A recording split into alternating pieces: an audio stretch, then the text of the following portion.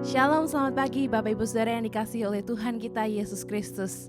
Selamat berjumpa kembali di dalam ibadah NLICC pada tanggal 15 Agustus tahun 2021. Hari ini kita masih melaksanakan ibadah secara online, tetapi saya berdoa dan terus berharap bahwa Bapak Ibu Saudara sekalian tetap mempunyai harapan di dalam Allah kita, Yesus Kristus, yang merupakan tempat perlindungan yang teguh.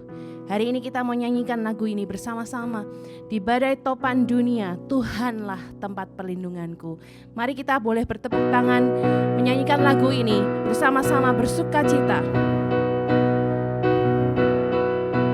Di badai topan dunia, Tuhanlah perlindunganmu. Kendati goncang semesta, Tuhanlah perlindunganmu. Ya Yesus gunung batu di dunia, di dunia, di dunia. Ya Yesus gunung batu di dunia, tempat berlindung yang teguh. Amin. Baik siang maupun malam, baik siang maupun malam kelak, Tuhanlah perlindunganmu. Niscaya takutmu lenyap, Tuhanlah perlindunganmu. Ya Yesus gunung batu di dunia, di dunia, di dunia. Ya Yesus gunung batu di dunia, tempat berlindung yang teguh. Biar badai menyerang, kita aman di dalam Tuhan. Dan biar badai menyerang, Tuhanlah perlindunganmu. Padanya kau tetap tentram, Tuhanlah perlindunganmu. Ya Yesus gunung batu di dunia, di dunia, di dunia.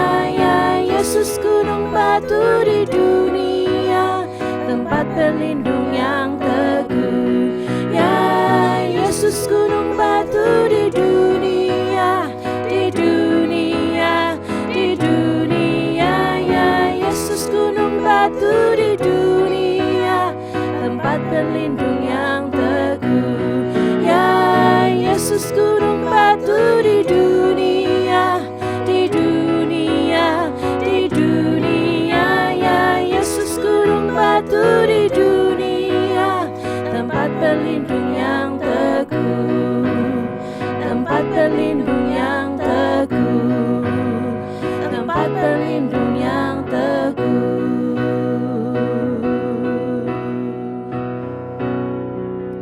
Kami bersyukur Tuhan bahwa di dalam Engkau kami memiliki tempat perlindungan yang teguh. Kami aman dan kami menemukan damai sejahtera di dalam Engkau Tuhan. Sebagaimana kami ada hari ini Tuhan, kami percaya kami ada karena anugerah Tuhan yang luar biasa di dalam kehidupan kami.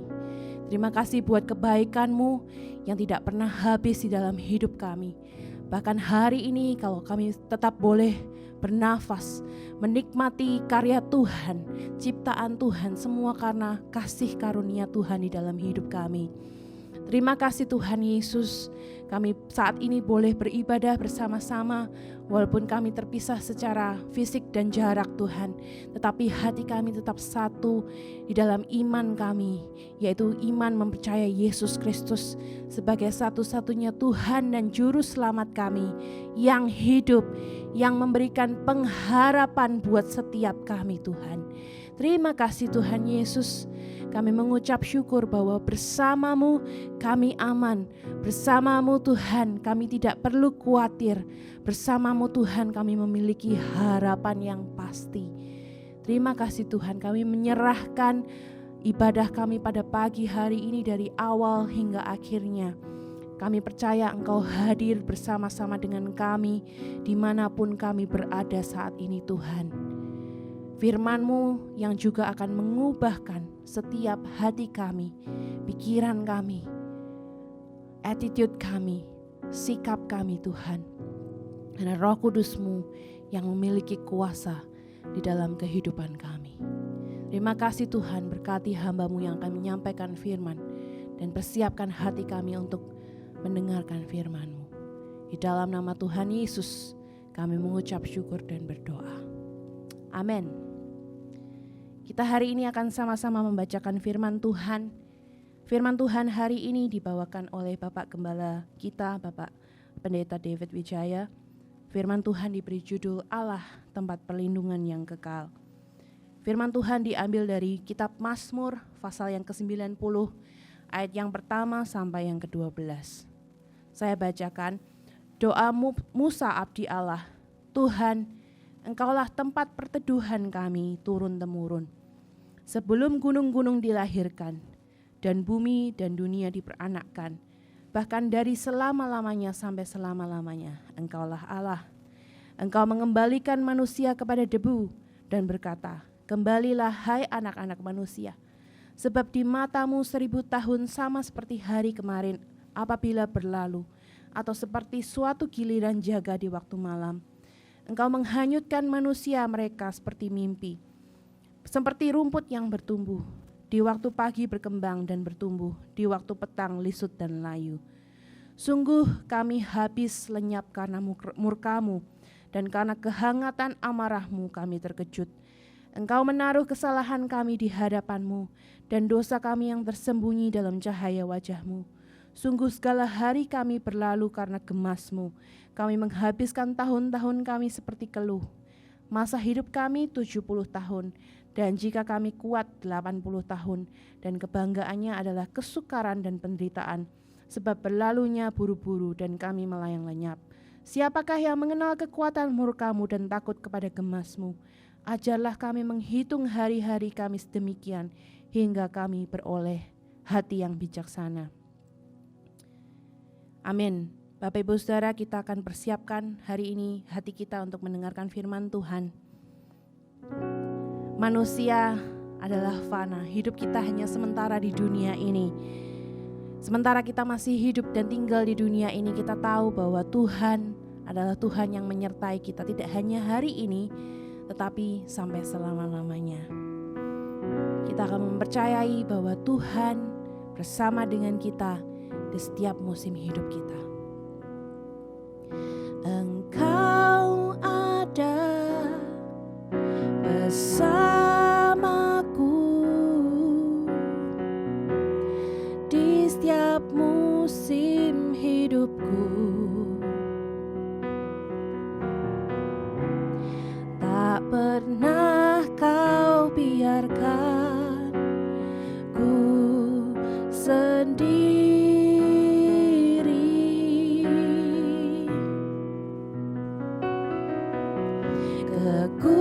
Kekuatan di jiwaku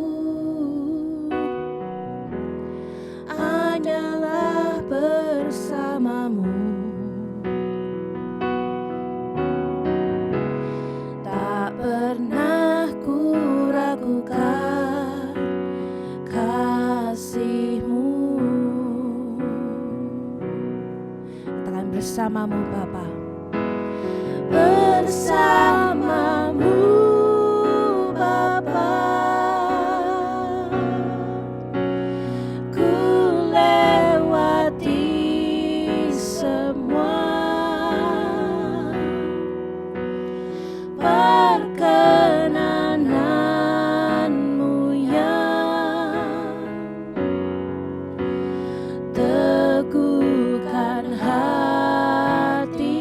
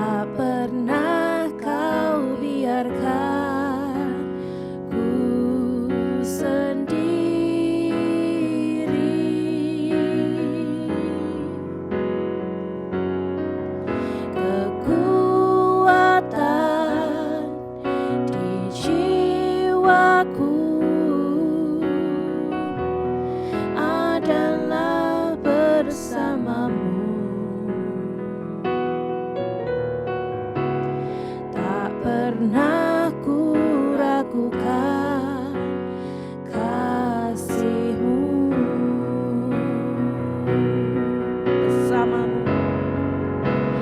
Bersamamu Bapa, ku lewati semua perkenanan-Mu yang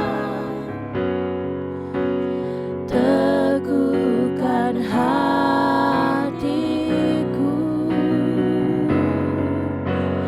Engkau yang bertindak, memberi pertolongan.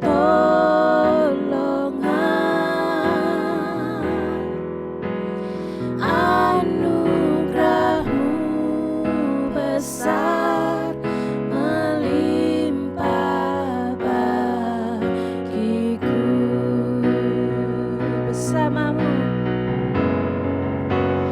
Bersamamu Bapa, ku lewati semua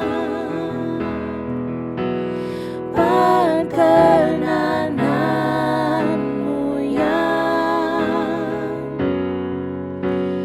teguhkan hatiku. Engkau yang bertindak, memberi pertolongan.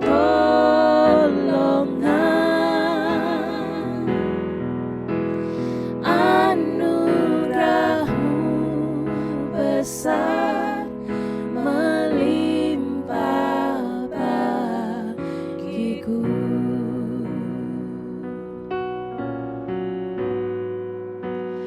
Anugerah-Mu besar melimpah bagiku.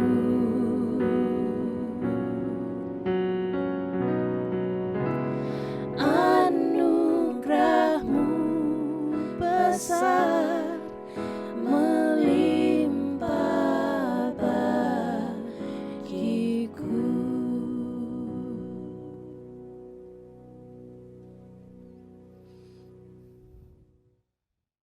Mari kita akan berdoa.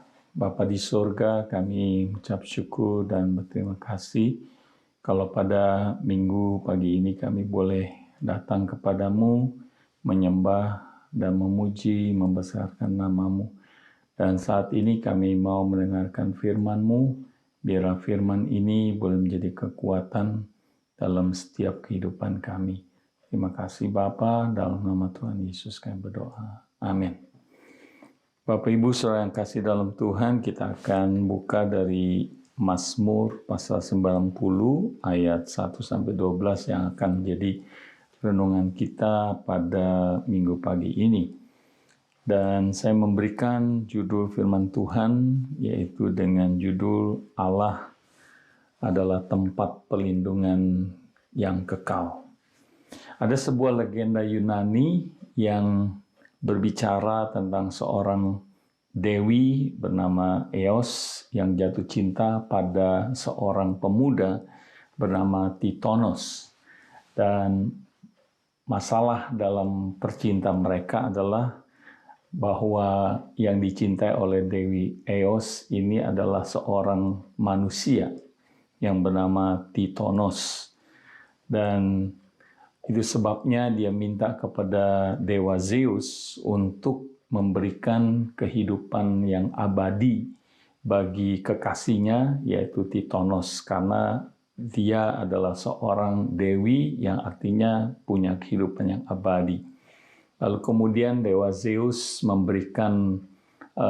mengabulkan apa yang diminta oleh Dewi Eos, sehingga akhirnya Tithonus ini mendapatkan hidup yang abadi. Ya. Lalu kemudian mereka hidup dalam pernikahan Dan berapa puluh tahun kemudian, Dewi Eos itu dikejutkan karena ternyata kekasihnya Titonos yang tadinya masih muda, lama-kelamaan dia melihat ada perubahan dari wajah, dari tubuhnya, bahwa dia melihat bahwa ternyata bagian-bagian tubuhnya itu semakin tua, ya, atau ya kalau dikatakan semakin mengeriput, sehingga akibatnya adalah bahwa Titonos ini, dia meskipun tidak meninggal, tidak mati, tapi dia juga mengalami satu penurunan daripada keberadaan tubuhnya yang semakin merosot. Nah, Bapak Ibu yang kekasih dalam Tuhan, nah dalam cerita Yunani ini, Yunani kuno ini, kita melihat bahwa rupanya yang terjadi adalah bahwa Dewi Eos tidak meminta bukan hanya hidup yang abadi, tapi juga awet muda. Ya, jadi bukan hanya awet umur, tetapi awet muda. Nah, di situ semua dalam cerita ini menunjukkan bahwa manusia adalah manusia, yang artinya tubuhnya fana. Oleh sebab itu, kita mau sama-sama belajar. Kalau kita hidup di dunia ini, kita tahu bahwa kita mengalami banyak hal, keterbatasan, kesulitan yang terjadi, dan betapa pentingnya untuk kita menjadikan Allah itu menjadi tempat perlindungan kita yang kekal. Nah, mengapa? Karena kita akan lihat ada dua fakta yang kita akan belajar dari Mazmur 90 ayat 1-12, khususnya ayat 1 dan 2, yang mengatakan bahwa keberadaan Allah adalah kekal adanya. Jadi mengapa kita menjadikan Allah itu sebagai tempat perlindungan yang kekal? Karena fakta yang pertama bahwa keberadaan Allah adalah kekal adanya. Seperti yang dikatakan dalam doa Musa, di dalam Mazmur 90 ini, dia berdoa, Tuhan, Engkaulah tempat perteduhan kami turun-temurun, sebelum gunung-gunung dilahirkan dan bumi dunia diperanakan, bahkan dari selama-lamanya sampai selama-lamanya Engkaulah Allah. Nah, Bapak Ibu yang kekasih dalam Tuhan, sebenarnya latar belakang penulisan dari doa Musa ini dalam Mazmur 90 ini adalah sebenarnya merupakan bagian daripada perjalanan bangsa Israel keluar dari Mesir yang dipimpin oleh Musa sendiri.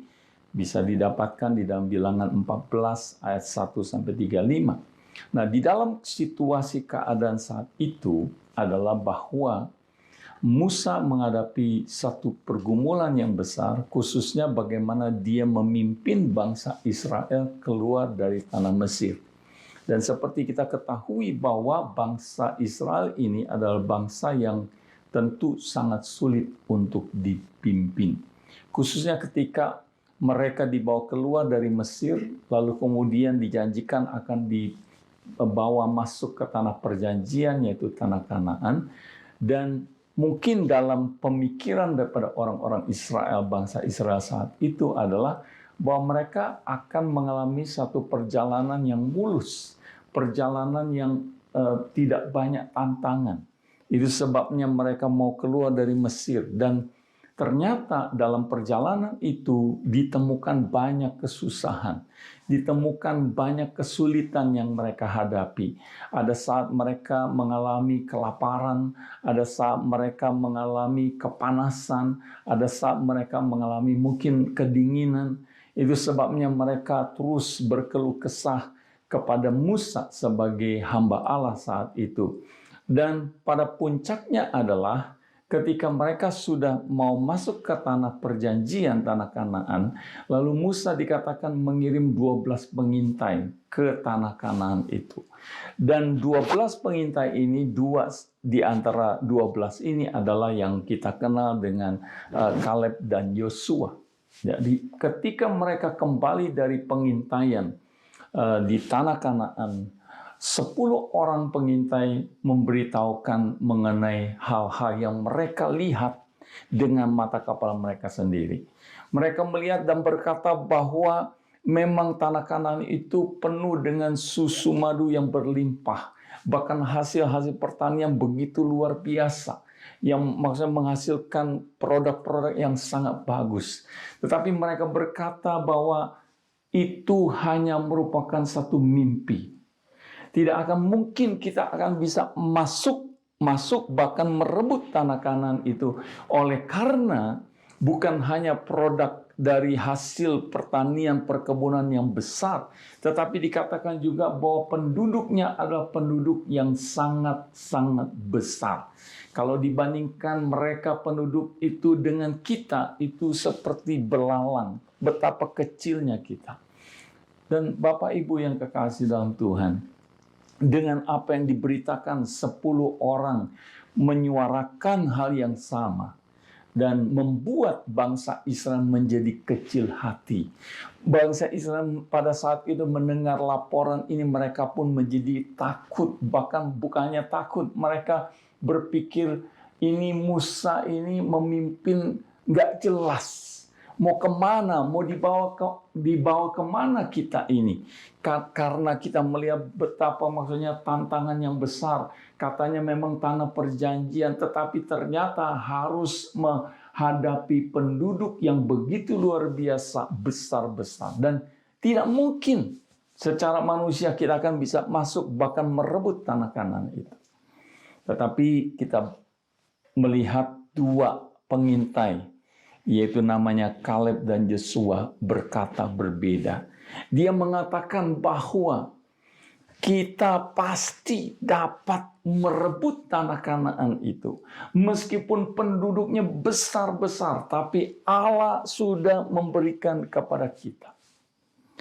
Nah, Bapak Ibu yang kekasih dalam Tuhan, ini yang menjadi background mengapa akhirnya Musa mengalami satu kesulitan. Kenapa? Karena mayoritas daripada bangsa Israel itu mereka memberontak kepada kepemimpinan Musa.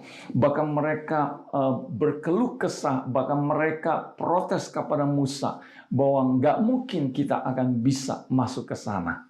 Lebih baik kita kembali lagi ke Mesir, meskipun sebagai status sebagai budak, tetapi kita bisa hidup tenang di sana. Bapak Ibu yang kekasih dalam Tuhan, ternyata hal ini mengecewakan hati Tuhan. Membuat Tuhan sesungguhnya tidak suka dengan apa yang menjadi sikap mereka. Yaitu mereka berkeluh kesah, mereka komplain, mereka tidak terima. Bukan hanya masalah tidak percaya, dan mereka tidak terima keadaan itu. Itu sebabnya Tuhan berkata kepada Musa, aku akan binasakan orang-orang yang tidak percaya, orang-orang yang meragukan akan kuasaku. Lalu kemudian Musa menenangkan hati Tuhan. Dia berkata, dia berdoa, Tuhan, jangan musnahkan mereka semua. Dan akhirnya Tuhan mengizinkan hanya orang-orang Israel yang percaya akan kuasanya, yaitu keturunan dari Yosua dan Kaleb yang akan dibawa masuk ke dalam tanah perjanjian. Itu sebabnya mereka mengembara 40 tahun lamanya, supaya generasi yang memberontak kepada Tuhan itu mati dan mereka tidak masuk ke tanah perjanjian. Nah, Bapak Ibu yang kekasih, ini yang menjadi latar belakang. Itu sebabnya menjadi doa Musa menyatakan bahwa dalam keadaan yang sulit, dalam keadaan yang secara manusia memang tidak jelas kemana arahnya. Lalu dia berkata bahwa baiklah kita menjadikan Tuhan itu menjadi tempat perlindungan kita yang kekal. Karena Dia adalah Allah yang kekal adanya. Dan kita belajar bahwa bukti-bukti kekekalan Allah sudah jelas dikatakan menjadi satu pernyataan daripada Musa dalam ayat 1. Engkaulah tempat perteduhan kami turun-temurun, dikatakan. Sebelum gunung-gunung dilahirkan, bumi dunia diperanakan.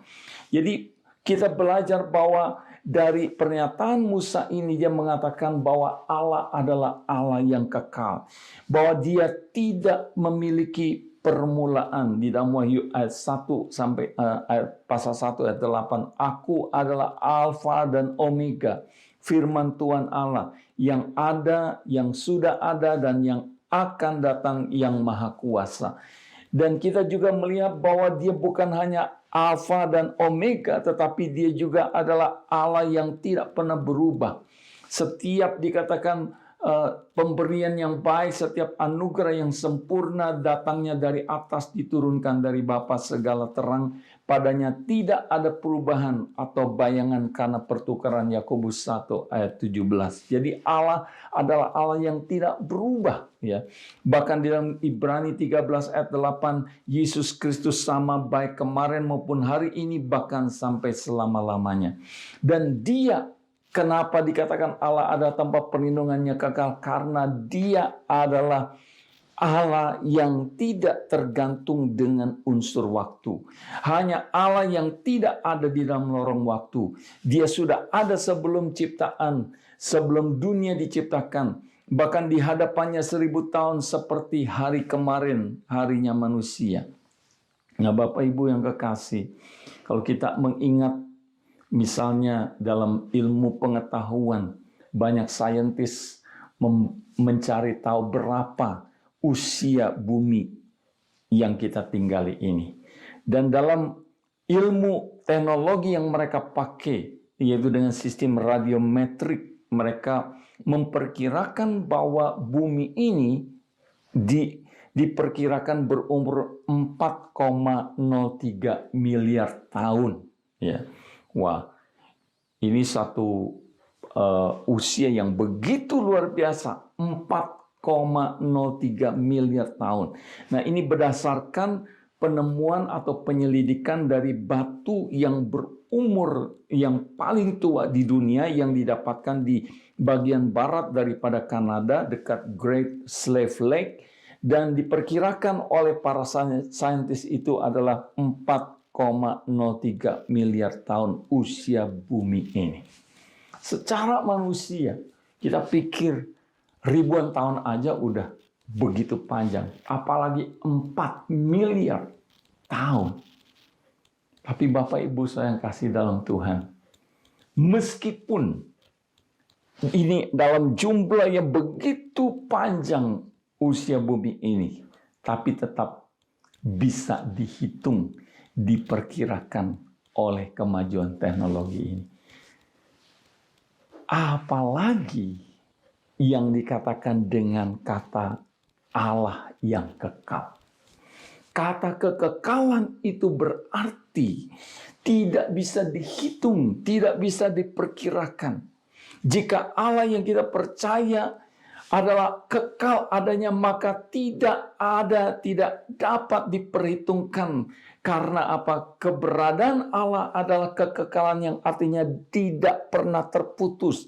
Makanya dikatakan tidak ada awal, tidak ada akhir. Dia eksis sebelum langit dan bumi ini diciptakan. Dia sudah ada.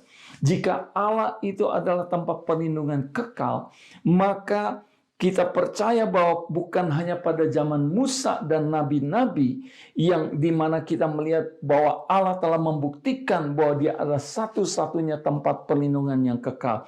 Tetapi zaman sekarang ini pun kita tahu bahwa Allah tetap adalah satu-satunya tempat perlindungan kita yang kekal. Dengan kata lain, tidak ada tempat perlindungan di dunia ini yang kekal kecuali hanya di dalam Allah yang kita percaya. Nah, fakta yang kedua adalah bahwa keberadaan manusia adalah fana. Ya, seperti yang kita sudah lihat dalam ayat 3. Bukti-bukti daripada kefanaan manusia adalah manusia dikatakan di dalam ayat itu bahwa manusia itu terbatas usianya. Manusia itu tidak panjang umurnya. Bahkan dikatakan di dalam ayat yang ke-10, 70 tahun.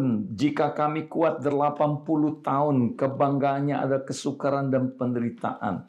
Nah, kita melihat bahwa bukti daripada kefanaan manusia adalah bahwa usia manusia makin lama makin berkurang. Kalau kita kembali lagi kepada perjanjian lama awal, yaitu Nabi Adam, kalau kita perhatikan, dia bisa mencapai umur 900-an tahun. Tapi ketika pada zaman Musa, itu sudah mengalami korting yang sangat banyak sampai akhirnya 70-80 tahun. Jadi jelas bahwa ini disebabkan apa? Disebabkan, dikatakan karena dosa. Karena kefanaan manusia ini adalah karena dosa kesalahan manusia. Itu sebabnya dikatakan dalam ayat 7, kami habis lenyap karena murkamu, kehangatan amarahmu kami terkejut, engkau menaruh kesalahan kami di hadapanmu, dan dosa kami yang tersembunyi dalam cahaya wajahmu. Jadi kenapa makin lama usia manusia makin sedikit? Oleh karena dosa yang sudah masuk dalam kehidupan manusia. Sehingga seluruh hidup manusia dikatakan dilewatkan di bawah murka Allah. Seluruh hidup manusia menjadi sangat terbatas 70-80 tahun. Dan ini menunjukkan bahwa inilah keberadaan, kefanaan hidup manusia yang kita jalani dalam kehidupan kita. Dan tidak ada satupun manusia di dunia ini yang berkuasa untuk menentukan panjang pendek umurnya. Kenapa? Karena Tuhan Yesus berkata dalam Matius 6 ayat 27, siapakah di antara kamu yang karena kekhawatirannya dapat menambahkan sehasta saja pada jalan hidupnya? Tidak mungkin, tidak ada satupun orang yang dapat menentukan masa hidupnya, kecuali hanya Tuhan. Itu sebabnya pemazmur ini mengatakan juga hidup manusia itu seperti satu giliran jaga malam yang sangat singkat sekali. Hidup manusia juga dikatakan seperti rumput yang pagi maksudnya mekar berkah dan petang menjadi lisut dan layu.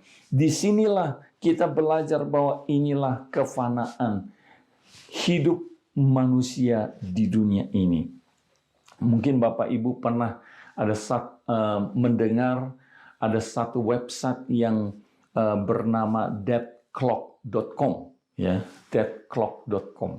Nah, saya iseng-iseng mencoba baru-baru ini. Saya masukkan tanggal lahir, lalu kemudian ditanya jenis kelaminnya apa, lalu kemudian merokok atau tidak, lalu moodnya itu normal, orang yang bertipe optimis atau pesimis, lalu kemudian ada body mass index, artinya tinggi berat badannya itu berapa.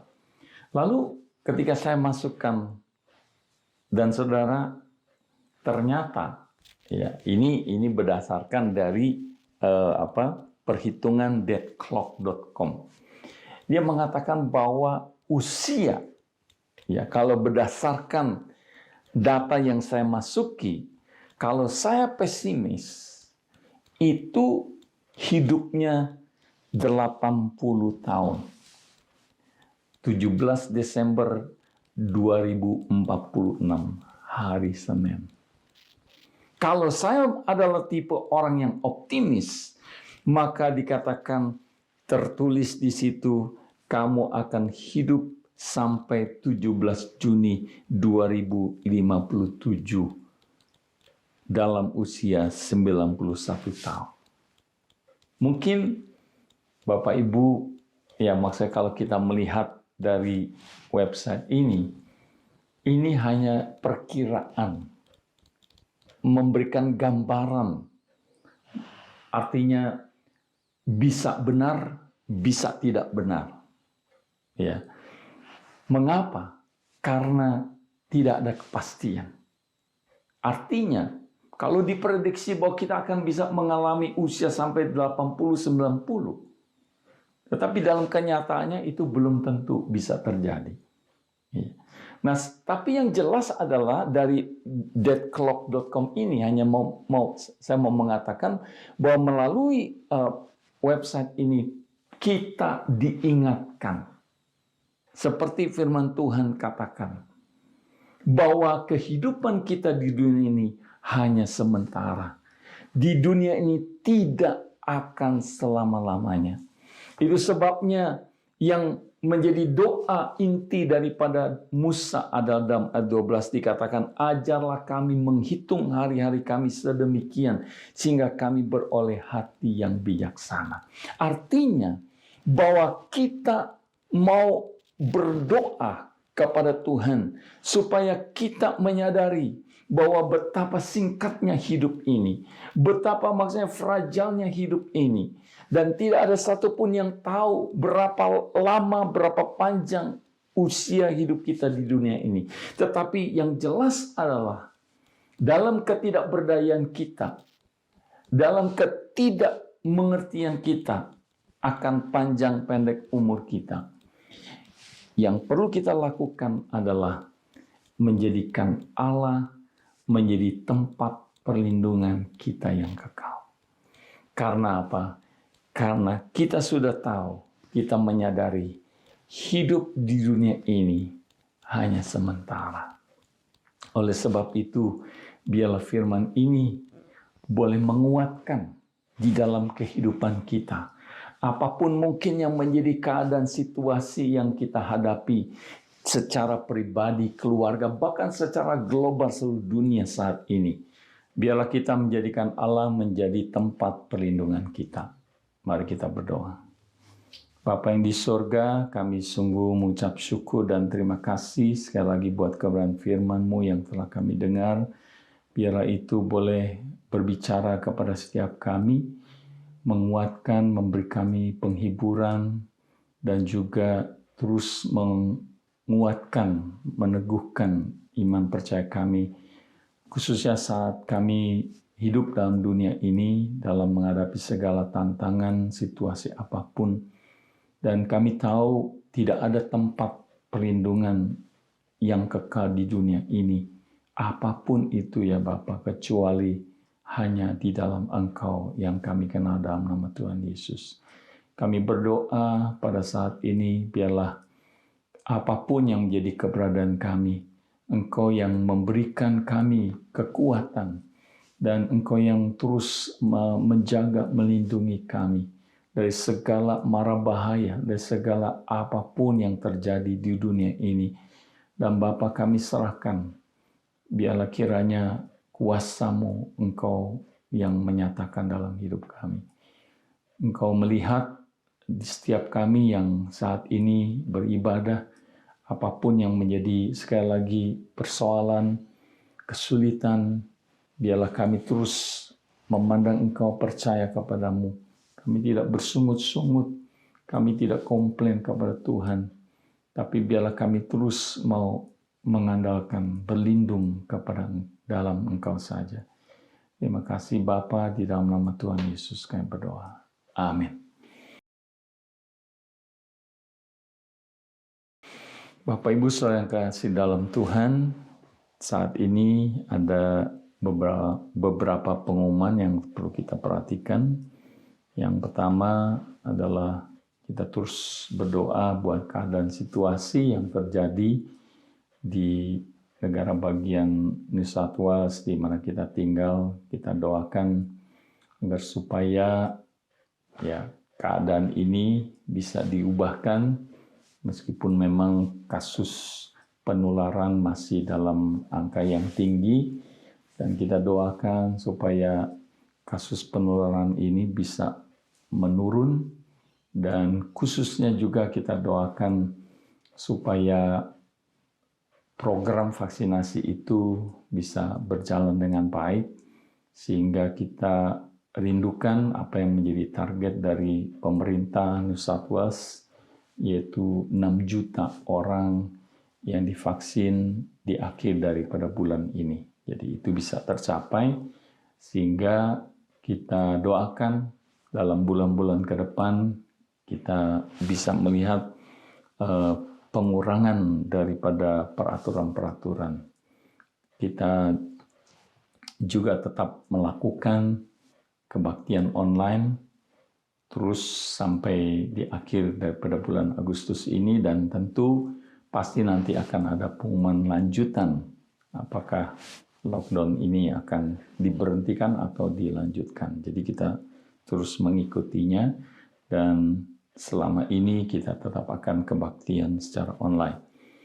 Lalu semua program, kegiatan-kegiatan, sekali lagi saya mengencourage semua jemaat supaya bisa mengikuti, baik itu jam doa Kamis malam maupun untuk jemaat Green Square dan kelompok doa bersama, kelompok hidup baru, lalu doa Sabtu pagi jam 9 sampai jam 10 yang dikoordinir oleh Pak Supono, juga radio Sangkakala yang terus menyiarkan programnya hari Rabu 9 sampai 10 malam.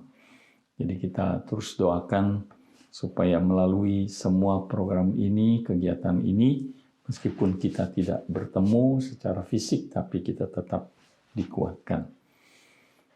Dan kita juga terus berdoa khususnya untuk minggu depan, tanggal 22 Agustus, di mana firman Tuhan akan dilayani oleh Pastor Feby. Baik, kita akan menutup ibadah kita dengan kita akan doa bersama. Mari kita akan berdoa. Bapa di sorga, saat ini kami berdoa menyerahkan untuk keadaan negara bagian dari New South Wales, bahkan seluruh negara bagian yang ada di Australia ini. Kami mohon sekali lagi berkat anugerah belas kasihan-Mu kepada semua dari pemerintah pusat, daerah maupun seluruh masyarakat. Biar kiranya Engkau yang memberkati sehingga penularan yang terjadi saat ini bisa berkurang banyak. Kami berdoa biar kiranya Engkau yang menolong ya Bapa, khususnya juga menyadarkan bagi banyak orang untuk mereka mau divaksinasi supaya mereka mendapatkan imun tubuh yang kuat. Kami serahkan dalam rencana, dalam target yang dibuat supaya akhir bulan Agustus ini kami bisa mendapatkan jumlah 6 juta orang. Kami serahkan juga bulan-bulan yang ke depan, biar kiranya Engkau yang pimpin, Engkau yang memberkati, dan kami rindu bahwa satu saat kami juga bisa dapat beribadah kembali di gereja, di gedung gereja. Kami serahkan untuk seluruh jemaat Tuhan, apapun yang menjadi pergumulan, keadaan situasi saat ini, kami mohon berkat-Mu, kekuatan yang daripada-Mu untuk kami terus menjalani kehidupan kami di dunia yang sementara ini. Kami berdoa biarlah kami terus boleh dikuatkan oleh kebenaran firman-Mu. Bapa di sorga, berkati setiap jemaat Tuhan dalam segala aktivitas mereka, dalam pekerjaan, dalam usaha, bagi mereka anak-anak kami yang masih sekolah, studi, biar kiranya Engkau juga menjaga, melindungi, menjauhkan dari segala mara bahaya. Dan juga Bapa, kami menyerahkan untuk setiap jemaat Tuhan yang setia dalam memberi persembahan perpuluhan, Tuhan juga berkati dalam kehidupan kami semua. Kami juga menyerahkan buat semua orang tua kami yang lanjut usia, biar tangan kasih Tuhan terus menjaga, melindungi, memberkati dalam kehidupan mereka dimanapun mereka berada, baik yang ada di rumah, di nursing home, di Australia maupun di Indonesia. Bapa di surga, saat ini kami juga ingin berdoa untuk teman-teman kami yang mungkin dalam pergumulan sakit. Biar Engkau jamah, Engkau berikan kekuatan, Engkau berikan kesembuhan, menyerahkan terus untuk Mas Bambang, untuk Pak Agus, biar kiranya Engkau yang terus menguatkan, Engkau terus memberkati di dalam setiap keberadaan mereka. Kami juga berdoa untuk Pak Kongle yang saat ini ada di hospital, biar tangan kasih Tuhan yang juga terus menolong, memulihkan apapun yang menjadi pergumulan sakit penyakit yang dialami. Terima kasih Bapa, kami percaya Engkau Allah kami yang berkuasa yang bisa melakukan segala perkara dalam kehidupan kami yang percaya kepadamu. Terima kasih Bapa, berkati semua kegiatan-kegiatan yang ada dalam minggu depan. Biar kiranya Engkau berkati untuk jam doa setiap hari Kamis bagi jemaat Green Square. Berikan kerinduan kepada setiap jemaat-Mu untuk mau bersekutu, untuk mau saling menguatkan, baik dalam sharing firman maupun di dalam doa saling mendoakan. Kami juga berdoa untuk kelompok-kelompok doa bersama, kelompok hidup baru. Kami biarlah terus dikuatkan dan saling menguatkan di dalam kelompok hidup baru ini. Dan juga doa pagi setiap Sabtu dan radio Sangkala. Terima kasih Bapa, kami serahkan seluruh kehidupan kami ke dalam tangan kasih kuasa-Mu. Di dalam nama-Mu kami berdoa. Jemaat yang kekasih dalam Tuhan, pulanglah, terimalah berkat anugerah damai sejahtera dari Allah Bapa, kasih sayang sukacita dari Tuhan Yesus Kristus, penyertaan penguatan daripada Roh Kudus senantiasa menyertai kita dari saat ini sampai Tuhan Yesus datang yang kedua kali. Amin. Kiranya Engkau memberkati aku melimpah-limpah dan memperluas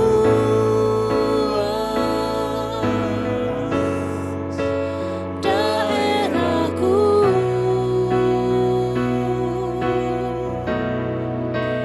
dan kiranya tangan-Mu menyertai aku dan melindungi aku daripada malapetaka, sehingga kesakitan tidak menimpa aku.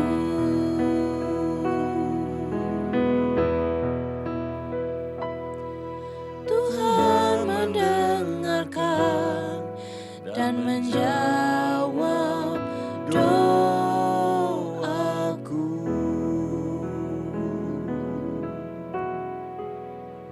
Amin. Selamat hari Minggu, Tuhan Yesus memberkati kita semua.